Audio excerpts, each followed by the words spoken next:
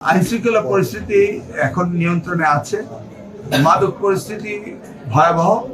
এটাকে আমরা আগামী এক সপ্তাহের ভিতরে নিয়ন্ত্রণ করার জন্য অনেক আলোচনা করেছি।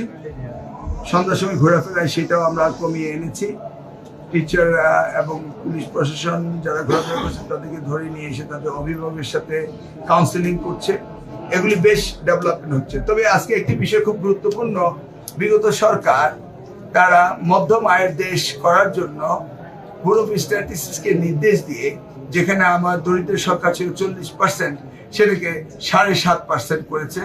এই ফিগারটা তৈরি করেছে, মেকআপ ফিগার, যে কারণে আমরা এই ভিজিএফ কার্ড দরিদ্র বিমোচনের কর্মসূচি থেকে আমরা বঞ্চিত হচ্ছি। বিশেষ করে কচুয়া যেখানে চাঁদপুর রয়েছে, সেখান থেকে হঠাৎ করে আমরা 40 থেকে 7.5 চলে আসছি। এটা অত্যন্ত দুঃখজনক। রাষ্ট্রকে মধ্যম আয়ের দেশ করা আর একটি এলাকায় এক নয়। এই ধরনের কারচুপি বিগত সরকার করেছিল। আমার মনে হয় এই বিষয়টি রিভিউ করতে হবে আবারও।